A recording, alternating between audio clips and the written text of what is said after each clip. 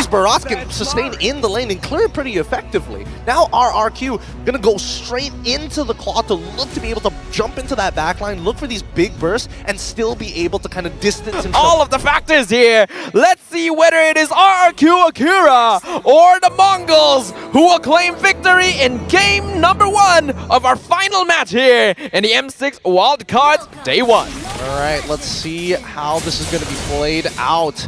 RRQ AKIRA on the red side up against the Mongols on the blue side. They're going to be starting on the same side of the map. Orange start for Zetsu and King. Going to be on his purple. They want to end up towards the gold lane here, which is going to be interesting because now it just means that EXP finally going to be left on an island. Yeah, compared to the previous game where you saw a clear EXP laner that would be able to unlock themselves quite quickly, in this game we have double sandbag with the Khalid and the Barat, so both teams focusing on the gold lane a little bit more instead. Guys, don't forget the M6 Pass is available as of right now. Complete all of the activities. Honestly, just keep playing the game to reach level 75 for free and get some pretty incredible rewards.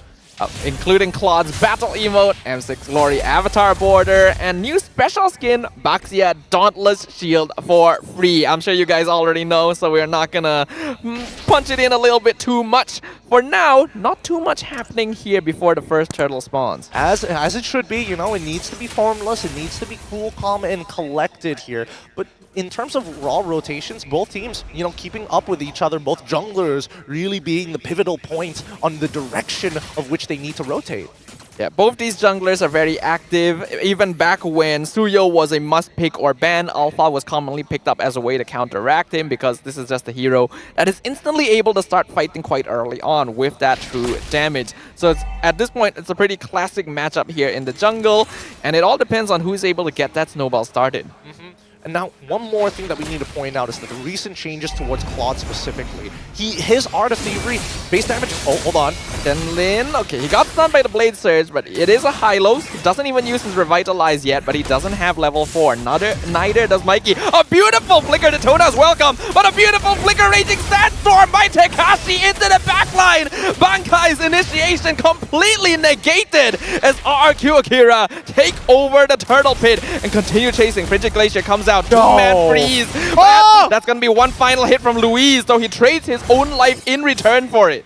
Oh my goodness. I'm surprised that Tekashi is still alive there. I definitely thought that this Ballista minion was going to get one more auto, if not at least the orange buff to swing that, to swing and hit it. But even so, it's a 3-for-1 trade, and RRQ AKIRA, that was an extremely clean fight. Yeah, really well played by Tekashi especially.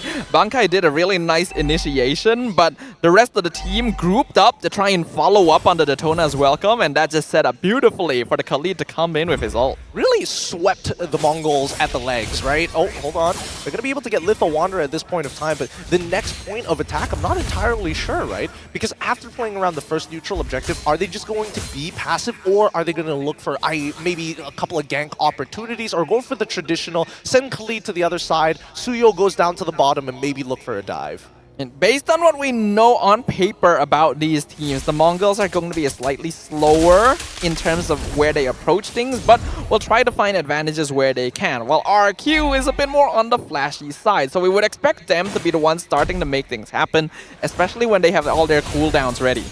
See how it's going to go, because again, these neutral no-man land creeps going to be contested here ever. And I mean, the information is always going to be key, but at the same time, Tekashi and as well as Bankai not really getting much done at this point other than when they are in these team fights. Yeah, the EXP lane becoming the island it always was known for. Diversion though, gonna visit that island. Daytona's welcome, use the dash away. Really nice reaction from Bankai. Good stuff. That's what you want to see. And both, actually, wait, let me just double check something real quick. I want to see, did both EXP laners, yeah, they're going at the exact same rate. Both of them completing the Thunderbelt at the same time and opting to actually go for the Warrior Boots. Interesting choice. Yeah, both of them are pretty tanky, so they don't really have to worry about CC. In fact, if they can force it on them instead, they would be quite happy to take it. RQ, though, gonna be the first ones to rotate over it and start pulling the turtle to their side. Zetsu a little bit behind. but the rest of the Mongols are already here setting up a shot. Kakashi looking for the off flank. Yin-Yang reaction on Shenlin. The kick, but revitalized, use Raging Sandstorm, dodged away by Mikey. Zetsu steals away the turtle as the Mongols take out Tekashi, who is way too far from the rest of his team. Yeah, that's that is actually so unfortunate. One revitalize, making the difference from Shenlin to keep him alive. But again, a lot of battle spells being used. Renix K, at the very least, his damage, a lot of it just came through the Inspire for him to actually blow through Tekashi. And I think that Luis, really good initiation, but unfortunately Revitalize is just that good in the early game. Yeah, Mongols are very specialized in playing double frontline heroes. They have two tanky boys, which is the Hylos and the Barats. So if either of them get kicked, they're actually quite okay with it. And RRQ Akira, their damage is right now very burst-based. So the Mongols have a little bit more consistent DPS over time. And so far, they've matched up against each other on the top side of the map, making sure, again, no initiations have been started. They're going to have to wait a little bit longer here. I'm expecting Bankai to maybe look for an engagement of his own, or is it going to be Shenlin? Because again, there's a lot of patterns. They haven't really formed patterns in the way that they engage. So far, it's very, as you mentioned, formless. They're being like water. They're just waiting for these opportunities before they unleash. Yeah, I think especially after the first fight as well, the Mongols may not be trying to force things anymore because the counter engage on their side is just a lot stronger. And if they can force RRQ Akira to spend resources running at them, then, well, we see Sagan get taken out here. Not even sure how he got picked off like that, but Zetsu's gonna instantly follow up with a double kill on King 2. I thought maybe he got flickered upon, but no, it's just the raw Daytona's welcome. He just hit it nicely, and they made a call and they caught 2, which is a little sad to see because that means RRQ Akira is gonna lose a decent amount of tempo only for a bottom tier 1. Like I mentioned, the Mongols have pretty good counter-engage options with these two tanky heroes, so RQ actually may need to stop stepping on the gas a little bit and refocus their efforts elsewhere, because this turtle is going to be very easy for Zetsu to claim. Yeah, and I mean, the double tank lineup, the most annoying part of about it is that if you want to go for a marksman, she's a little too mobile. The Wanwan, hard to catch. If you want to go for their mid laner, there's two fat tanks just waiting to counter engage. So I think at this point, if RRQ is looking for any point of punishment, it has to be towards the jungle. It's tricky to do so though, because RRQ Akira doesn't actually have the best ways of engagement. They're relying on Luis and Tekashi, and while Luis is very good at separating people from their team, Tekashi is hoping that the Mongols stay together so they can hit them with a big Raging Sandstorm. So because of that, the positioning becomes a bit more difficult. This is what we were talking about. Raging Sandstorm on top of Zetsu, taking a lot of damage from King and Sagan, but the dive's still not enough. And now the Glorious Pathway comes in from Shenlin. Bankai in the backline. Daytona's flickers in, finds King, stuns him against Sagan, and sets up for a double kill to Mikey. Well, I don't know why Sagan bothered sitting in that bush. It was just, I mean, worst comes to worst, you just keep walking out of there. Your tier 2 is not that far away, and they're going to lose a mid-tier 1 off of it as well. The Mongols just going to quickly just raid from top all the way down to the mid side of the map. I like how Bankai basically just made Sagan experience Yin-Yang reaction himself. Yeah. he just threw his teammate at him. Again, Sagan should not be sitting in that bush. There's no reason for him to sit there any longer than he could, especially since that once the Daytona Welcome has connected, you basically have anti-CC, so that's not stopping anytime soon. RRQ Akira now definitely on the back foot. 4K behind the Mongols, who have been doing a great job of responding to their aggression thus far. And yeah, I think they are living up to what we mentioned, right? Very calculated rotations, very clean and slow gameplay, slowly taking over the map. Let's see what the next move is going to be, because passiveness, yes, it's great, and it's also good to be reactive against your opponents, but I'm not seeing a lot of forced errors coming out from the Mongols. Are they applying that pressure to RRQ Akira to force them in a position where they have to make a mistake, if not lose everything? We'll see, because the Lord is at 30% HP already. Mongols blitzing it down very fast. Shenlin taking a lot of damage, but Glorious Pathway comes out with the Revitalize, and he just it's just like nothing ever happened. Clean from the Mongols. Yeah, so funny. Bankai just standing inside the Lord Pit to try and deny space and an angle for King to go in or even try to get out if he gets swallowed up by the Daytona's welcome. Regardless, the Mongols will be able to secure it, and if they continue to keep up that... Wait, actually no, still stolen away by RRQ AKIRA despite all of that happening.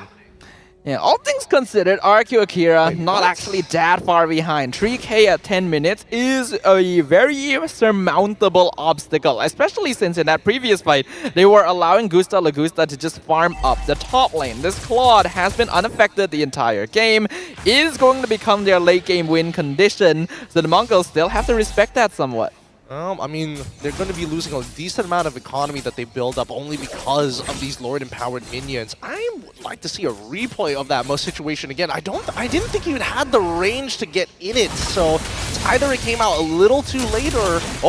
Oh, Flicker Jikundo kicks the Aurora, but the Glorious Pathway just splits off the rest of RRQ AKIRA, so killing spree for Zetsu. Passive popped on the mid laner. Daytona's welcome Flicker once again, not able to get the stun onto King, but no worries, the rest of the team is there to help them with that. That's 2 members of RRQ AKIRA down. Man, this is really frustrating. I can understand why IHC, or otherwise known as Lil Gun, lost to the Mongols, because the Mongols, they don't really give you anything, right? Until they turn it around, and then it's too late. You don't know what the conditions are there that they're looking for, and more so, if you're just slightly out of position, you can expect them to force it upon you.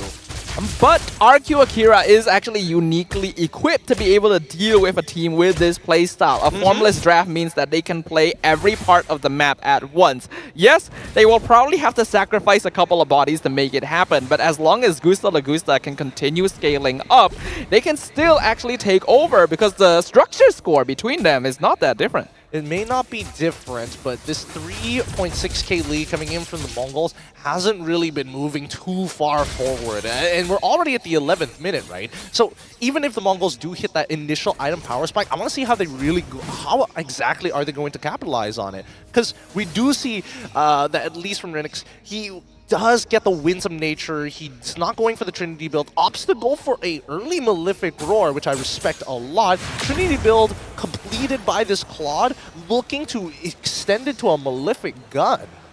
Yeah, Malefic Gun gonna be very useful on Claude as well, especially against a comp like this that can quite easily run you down. That extra rage could make the difference. Diversion play with the full 5-man. They found Renix K and stunned him instantly. He cannot escape that one. Yep, players, they gotta learn, they gotta learn. You don't check the bushes on your way around, you're gonna get punished for it. Really, really unfortunate there. But now that the Lord has spawned, and since that Renix K is already down, I think that RRQ AKIRA should look to take position.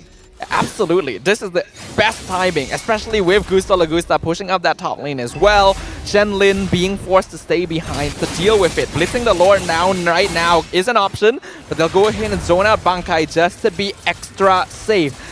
But is that going to be the right idea? These few seconds could give them a Way of the Dragon. Louis is just keeping Zetsu in place. He cannot come and steal the Lord, so it will go over to King. Mikey gonna get shut down by Gusta Lagusta as he goes in, does the damage necessary. Bankai just barely escapes himself, and another flicker out from Louise to get out cleanly.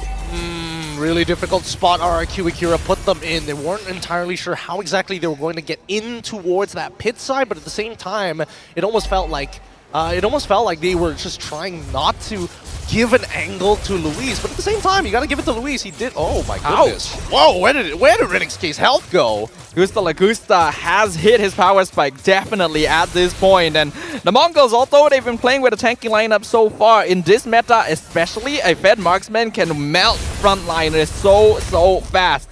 These next couple minutes going to be crucial. Going to have to wait here, trying to sync up the waves. At the same time, Mongols are responding accordingly to minimize the damage of these Lord-empowered minions. Finally, the lead actually coming back to RRQ AKIRA as expected. It's not like the Mongols had a devastatingly large lead anyways, but let's see if we can at least... Oh? Diversion, purely as a diversion here to let the Lord crash into the top inhib. Glorious Pathway to zone out the rest of RRQ as the Mongols deals with the Lord. They're not going to lose their top inhib, but they will lose their mid tier too. And they are still split up right now. Luckily for them, Louise structures, no flicker, so he's not able to make a play. Okay, so no structures left other than inhibitors for the side of the Mongols. They are only 1.3k behind. Honestly, that's not that bad. RRQ AKIRA, it feels like at this point, the way that they're playing their draft is really, really good, especially if they have access to the backline. So they just need to allow themselves to find these flanks. And without any turrets around, it just makes it easier for them to find it. Yeah, now this is a bit of a problem for the Mongols because we can actually see that they are playing very closely together. This is a front to back, so they have to be grouped up as 5, especially with the threat of diversion looming over their heads. But that just gives even more time to Gusta Lagusta, and Bankai missed his Daytona's welcome. Diversion play comes in on the opposite flank. They're gonna get the knock up on Bankai. A beautiful Raging Sandstorm into 4 members, but Takashi is way too far in front. Winter Crown only delays the mega kill to Zetsu. Yeah, Sagan, he needed to quickly run up forward. Doesn't have much movement speed. He isn't able to close the distance in time despite Takashi having an incredible engage onto the majority of the members of the Mongols. It's actually just way too fast. We have seen this before. There are players who out-tempo their own teammates at times, and that can cause disconnects. That was not something that needed to happen, especially with a 4-man Raging Sandstorm. But RRQ AKIRA are still in control for now. Luis looking for an XK. Shenlin is here to stop him, but this is a big collapse. As now Bankai comes in, Wave the Dragon, gonna be purified by Renix K as he pops the Wind of Nature, jumps in, not able to get crossbow of Tang, as the BMI is used by Claw to get away, but not able to escape from Mikey. And now RRQ AKIRA are caught out with their pants down. Bankai gonna be traded away. Sagan almost trades Renix K, actually does do so at the end before losing his own life. 2-for-2 trade. Nicely done by Sagan, making sure that he's putting his back against the wall so that Renix K can't get that very last weakness point to go into the crossbow of Tang in vulnerability form.